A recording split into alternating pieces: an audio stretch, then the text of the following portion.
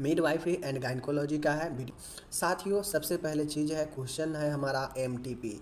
आपको एमटीपी के बारे में पूछेगा, मीन्स चिकित्सीय गर्भपात इसको हिंदी में कहते हैं। फुल फॉर्म होता है मेडिकल टर्मिनेशन ऑफ प्रेगनेंसी। ठीक है, मेडिकल टर्मिनेशन ऑफ प्रेगनेंसी, ये आपके फुल फॉर्म होते हैं।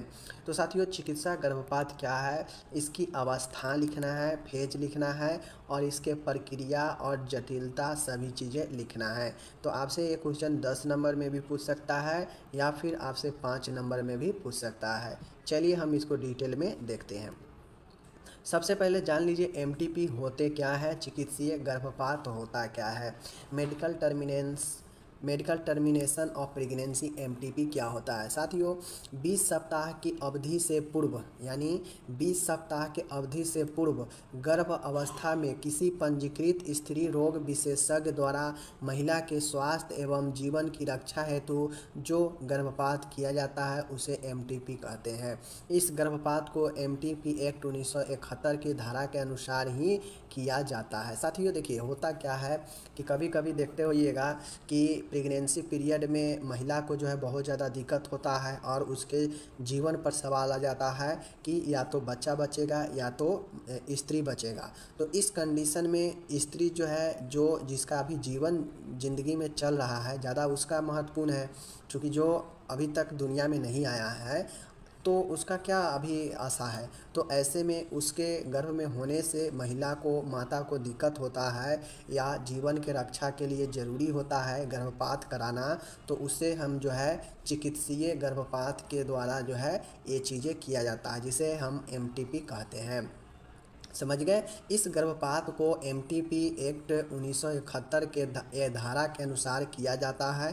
जो भी आपके मेडिकल जो भी डॉक्टर ये करते हैं तो वह ध्यान रखते हैं इस एक्ट का, और इसी एक्ट के तहत करते हैं। वह इस चीज़ को ध्यान रखते हैं कि महिला के स्वास्थ्य और जीवन से जुड़ा हुआ बात है, तभी जाके वह एमटीपी को कर पाते हैं, वरना वह नहीं करते हैं। ऐसा अगर कोई नॉर्मल में चेक करवाना चाहे या कोई नॉर्मल जो है एबॉर्शन करवाना चाहे, गर्भपात कराना चाहे, तो यह कानूनी अपराध है। समझ गए। लेकिन एमटीपी एक लीगल तरीका है एबॉर्शन कराने का, समझ गए, गर्भपात कराने का, जिसमें हम मेडिकल क्षेत्र में मेडिकल का उपयोग करते हैं। और यह तब किया जाता है जब गर्भवती महिला के स्वास्थ्य और जीवन के रक्षा हेतु गर्भपात कराना जरूरी होता है, तभी यह एमटीपी कराया जाता है। समझे गए। एमटीपी क्या है? एमटीपी एक आपका एक्ट है जो भारत सरकार के द्वारा इसे लागू किया गया।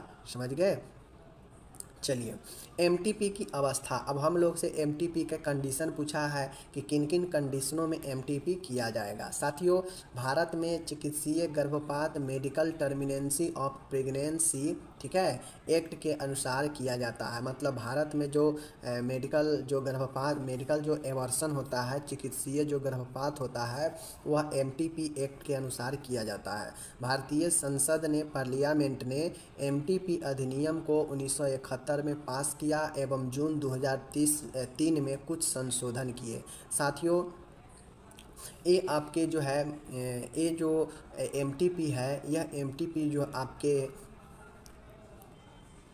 साथियों, जो हमारा एमटीपी अवस्था है, जो कंडीशन है, किस अवस्था में एमटीपी किया जाएगा, मतलब मेडिकल गर्भपात जो होता है वह किस अवस्था में किया जाएगा। तो एक चीज़ समझिए कि जो हमारा भारतीय संसद है, चूँकि एमटीपी एक कानूनी प्रोसेस है, एक कानूनी गर्भपात है, ठीक है, जिसमें चिकित्सक करते हैं। और यह जो है 1971 में कानून जो है बना, जो भारतीय संसद ने 1971 में इसे पास किया, और पास करने के बाद जो है यह एक कानून एक्ट बना, और जिस एक्ट में जून 2003 में कुछ संशोधन किए गए। मतलब एक्ट बना 1971 में ही, एमटीपी 1971 में ही बना, लेकिन आगे चल के 2003 जून में इसमें कुछ चीज़ें का संशोधन किए गया, और इसमें किन किन चीज़ों को जोड़ा गया देख लीजिए। देखिए, यही सब अवस्था है जहाँ पे एमटीपी किया जाता है। देख लीजिए, वे स्थितियाँ जिनके कारण किया जाना चाहिए, ठीक है ना। ये सब जो नीचे देखेंगे ये सब अवस्था है जिन अवस्था में एमटीपी किया जाता है। चलिए देखिए, गर्भवती महिला के शारीरिक व मानसिक स्वास्थ्य को गंभीर नुकसान होने की आशंका। अगर कोई प्रेगनेंसी वोमेन है और उसका अगर गर्भ के जो है गर्भ अभी 20 सप्ताह के अंदर में ही है, तो अगर उसे लगता है उस महिला को कि उसे मानसिक स्थिति ठीक नहीं है, इससे नुकसान है या फिर शारीरिक नुकसान होने वाला है, तो वह प्रेगनेंसी अगर 20 सप्ताह से पहले का है तो वह जो है एमटीपी उसे हो सकता है, ठीक है। इस अवस्था में बलात्कार के कारण किसी लड़की व महिला में गर्भ स्थापित हो जाना।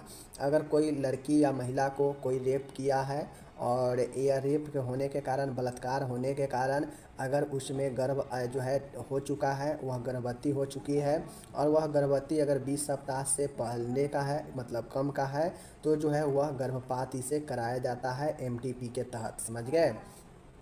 गर्भधारण गर्भ निरोधक औषधि के विफल हो जाने पर हुआ हो। अगर कोई गर्भ निरोधक गोली ले रहे हैं लेकिन उसके कारण भी अगर यह प्रेग्नेंट हो जाता है तो उसमें जो है इसे एमटीपी कराया जाता है, ठीक है। नेक्स्ट है यहाँ पे देखिएगा, शिशु के गंभीर शारीरिक व मानसिक अनियमितता के साथ जन्म लेने की आशंका।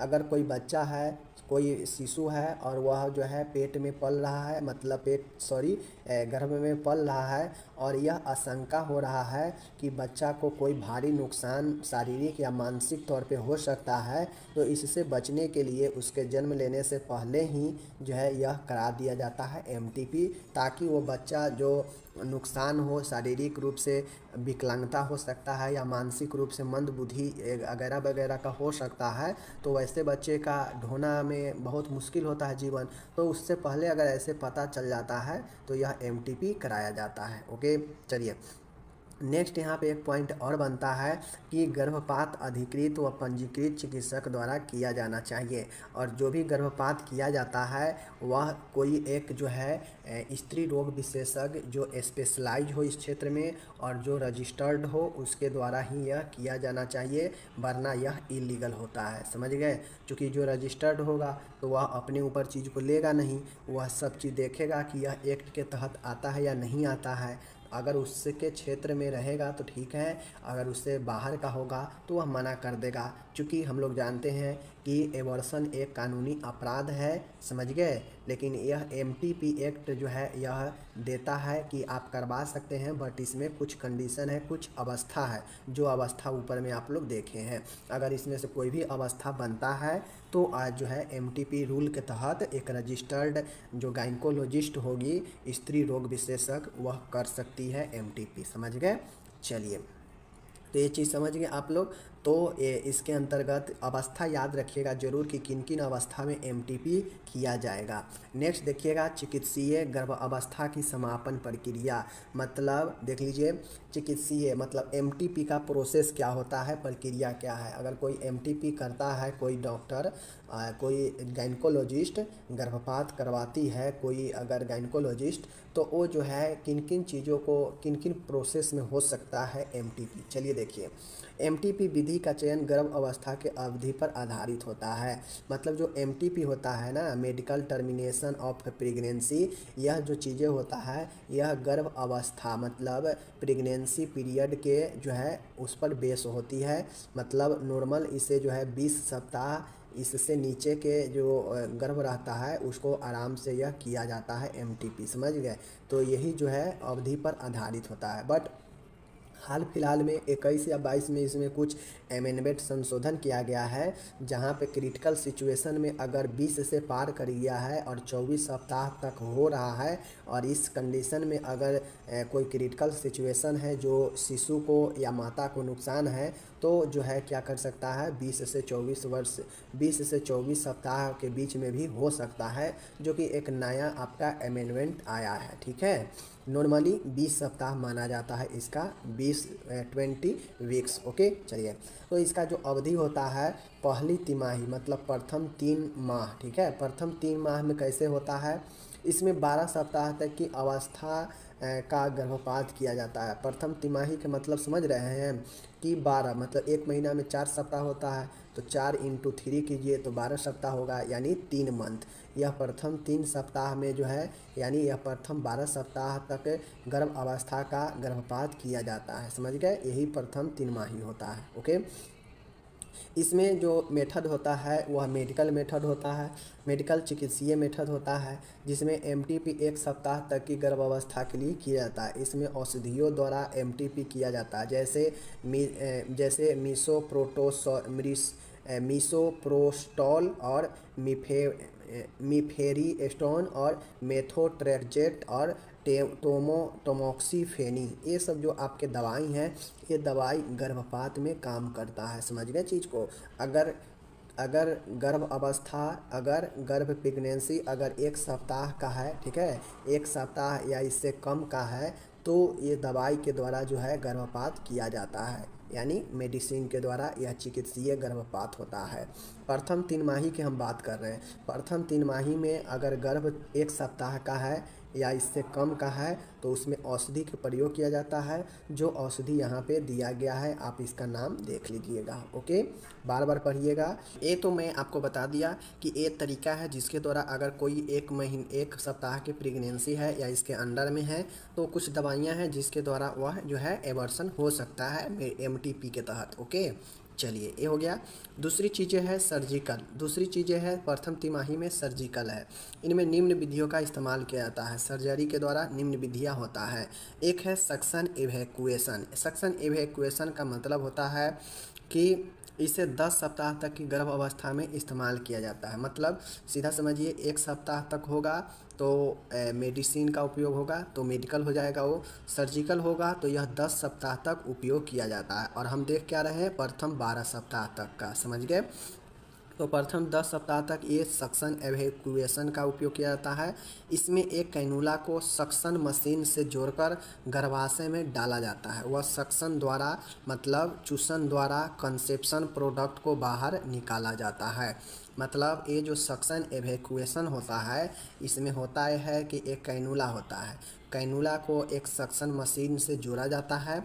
अब सक्शन मशीन क्या करता है, सक्शन खींचने का काम करता है चूस कर, ठीक है। तो गर्भाशय में सक्शन को डाला जाता है और यह जो है कैनुला को डाला जाता है और सक्शन मशीन के द्वारा जो है खींचा जाता है। और ये जो कंसेप्शन जो अंदर बना होता है गर्भाशय में, मीन्स जो प्रोडक्ट बना होता है, उस प्रोडक्ट को क्या किया जाता है, बाहर निकाला जाता है। क्योंकि ये 10 सप्ताह तक जो प्रोडक्ट होता है वह अभी रूप नहीं लिया रहता है शिशु का, ठीक है।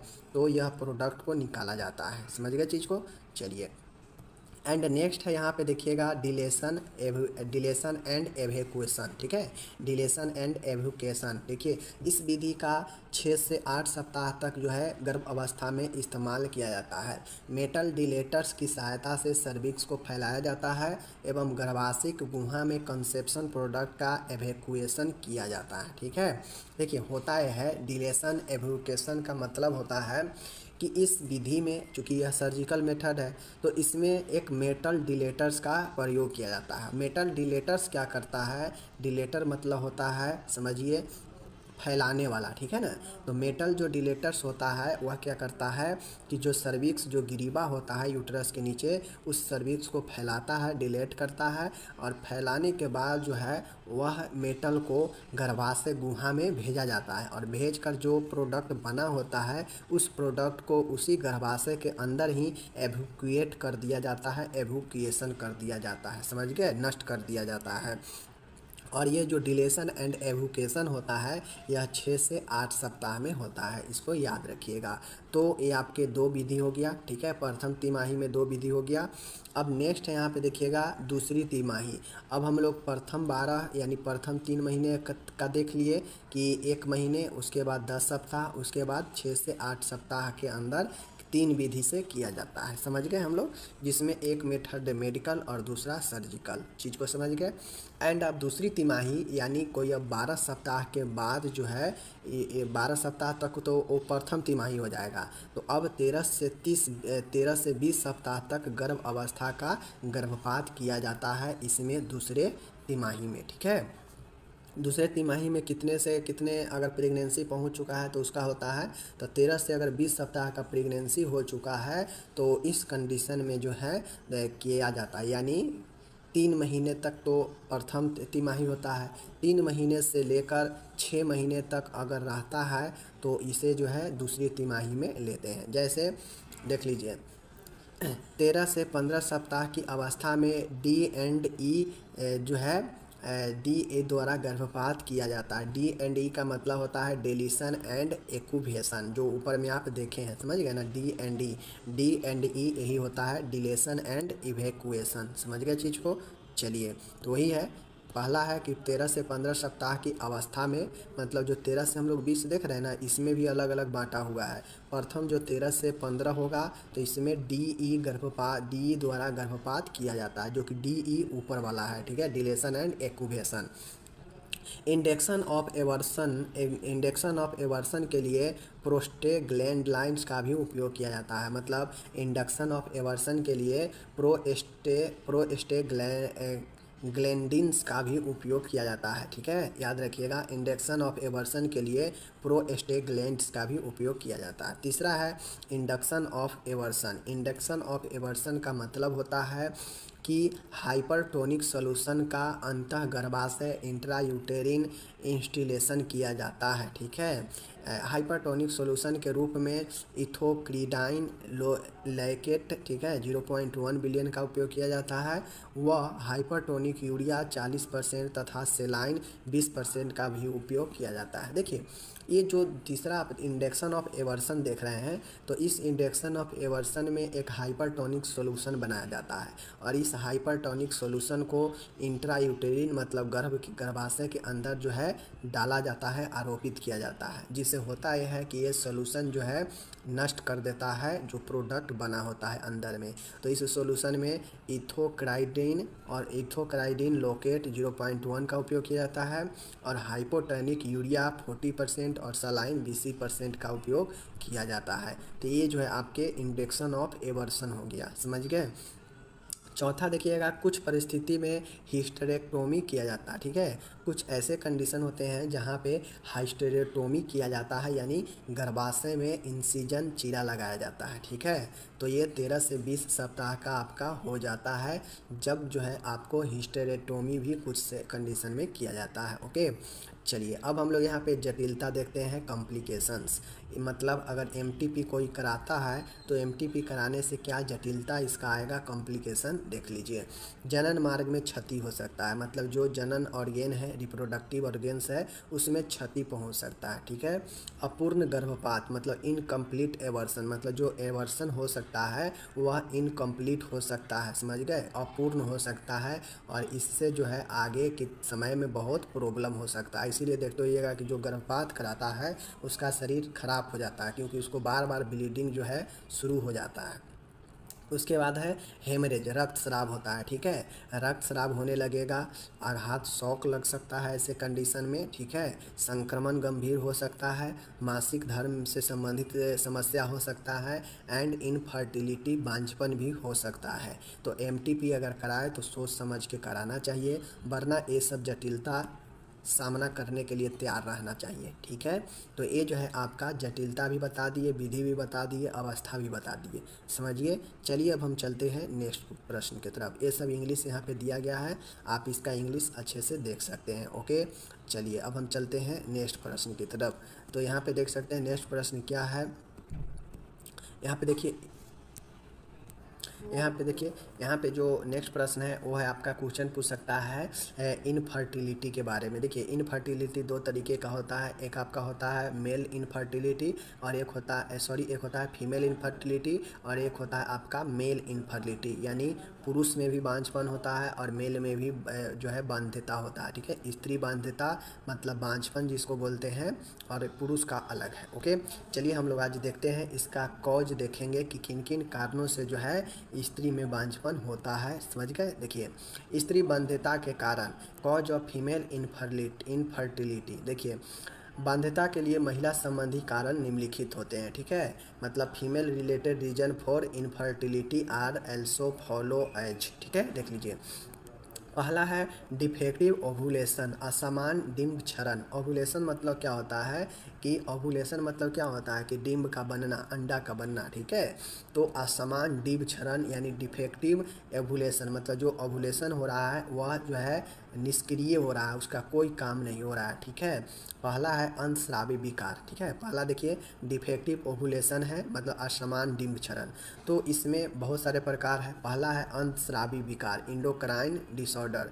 अब चूंकि हम लोग जानते हैं कि हमारे शरीर में विभिन्न प्रकार के हार्मोनल जो है सेक्स और जनन क्षमता को लिए उत्तरदायी होता है। तो ऐसे में किसी महिला में अगर समस्या हो रहा है बांझपन का, तो पहला उसका समस्या जो प्रकार हो सकता है वह डिफेक्टिव ओवुलेशन का हो सकता है, असमान डिम्ब क्षरण का हो सकता है, जिसमें महिला का जो अंडा है वही सही से नहीं बन पा रहा हो या वह नष्ट हो जाता हो। तो यह कहीं ना कहीं इंडोक्राइन विकार के कारण हो सकता है, समझ गए।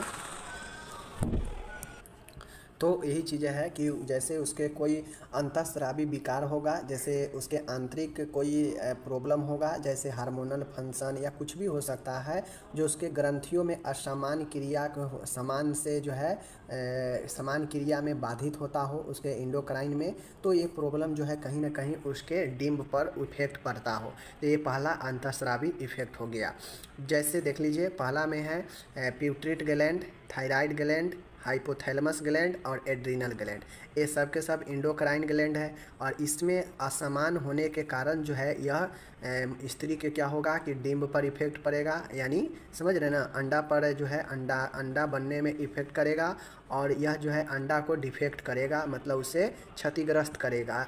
चूँकि हम जानते हैं कि हमारा शरीर का हर एक रासायनिक क्रिया जो होता है वह हार्मोनल चेंजेज के द्वारा ही होता है।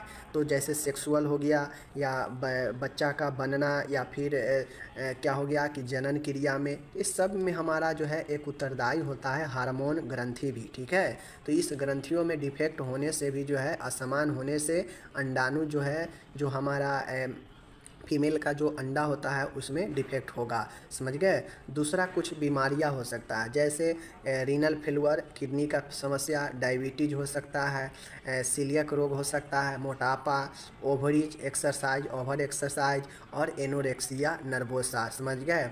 तो देखिए आज के समय में अगर मॉडर्न ज़माना में फीमेल लोग का बाध्यता होने का बहुत ज़्यादा केसेस जाने लगा। क्यों? क्योंकि उसका लाइफ स्टाइल बहुत ज़्यादा चेंज हो गया है। आजकल के जो गर्ल्स होती है वो जो है बहुत ज़्यादा एक्सरसाइज कर लेती है, जिससे उसका जो भी आंतरिक प्रजनन शक्ति है वह नष्ट हो जाता है। उसी प्रकार से जो है बहुत ज़्यादा बाहर के खान पान उसका सही नहीं रहता है, जिसके कारण उसका जो इंडोक्राइन सिस्टम है उसमें असमानता आ जाता है। तो दूसरा बीमारी भी हो सकता है और इंडोक्राइन सिस्टम भी। तीसरा है अंडाशय बीमारी, अंडाशय का बीमारी, ओवेरियन डिजीज, जैसे अंडाशय में ट्यूमर होना, tumour in ovary, hormonal disease होना, ठीक है। ओवेरियन एंडोमेट्रियोसिस मतलब ओवेरियन एंड्रियोमेट्रियोसिस, ठीक है। और पॉलिस्टिक अंडाशय रोग, पॉलिस्टिक ओवरी डिजीज, ये है ओवरी का रोग जिसमें ओवरी में tumour, hormonal disease, ovarian endometriosis और पॉलिस्टिक ओवरी डिजीज। तो ये सब जो है अंडा के रोग है, अंडाशय का रोग है, जिसमें बीमारी होने से भी बांझपन हो सकता है। ओके, नेक्स्ट है दोष युक्त डिम्ब वहन। अब हम लोग जो है कब पढ़ लिए, पहला तो हम लोग डिफेक्ट जो है हम लोग डिफेक्ट ओवम पढ़ लिए, मतलब डिम्ब क्षरण पढ़ लिए, दोष युक्त डिम्ब क्षरण। अब लोग हम पढ़ेंगे दोष युक्त डिम्ब संवहन मतलब डिफेक्ट ओवम ट्रांसपोर्ट, समझ गए। तो यही दो प्रकार के जो है महिलाओं में प्रॉब्लम होने से जो है बांझपन होता है, ठीक है। देखिए पहला है फैलोपियन ट्यूब में बाधा। अगर देखिए नाम से स्पष्ट है, दोष युक्त डिम्ब संवहन मतलब संवहन मतलब ट्रांसपोर्ट, मतलब जो डिम्ब है अंडा है इसके संवहन में मतलब एक जगह से दूसरे जगह जाने में समस्या वाला रोग होता है तो बांझपन होता है। जैसे फैलोपियन ट्यूब में बाधा, अब हम लोग जानते हैं निषेचन की क्रिया फैलोपियन ट्यूब में ही होता है। अगर फैलोपियन ट्यूब में बाधा उत्पन्न होगा और तो फैलोपियन ट्यूब में अगर बाधा उत्पन्न होगा तो जो निषेचन की क्रिया के कारण जो अंडाणु और शुक्राणु मिला है वह जो है ट्यूब में आगे नहीं जा पाएगा, जिसके कारण क्या होगा कि वह क्या होगा यूट्रस में नहीं प्रवेश कर पाएगा, जिसके कारण वह गर्भ में नहीं हो पाएगा। तो यह फैलोपियन ट्यूब में बाधा होना। उसके बाद है दूसरा है फिम्ब्रिल एडेशन, फीमिब्रियल एड्रेशन, फीमरीबल फीमी देखिए फीमिब्रियल एडेशन, समझ गए। दोषयुक्त शुक्राणु संवहन, डिफेक्टिव स्पर्म ट्रांसपोर्टेशन। अब यहाँ पे जो हम लोग देख रहे हैं तीसरा जो है वह है दोषयुक्त शुक्राणु संवहन, समझ गए। जैसे योनि में संक्रमण होने से शुक्राणु मेल का नष्ट हो जाता है, जन्मजात विसंगित होता है, गर्भाशय गिहा में चोट या शैल क्रिया, गर्भाशय गिरिवा में संक्रमण, म्यूकस में एंटी स्पर्म चीज़ें हैं, मतलब म्यूकस जो है एंटी स्पर्म है जो स्पर्म को मारता हो। तो इन सभी कारणों से जो है आपके दोषयुक्त शुक्राणु संवहन यानी शुक्राणु को आगे जाने से रोकता है, जिसके कारण गर्भ नहीं हो पाता है, ठीक है।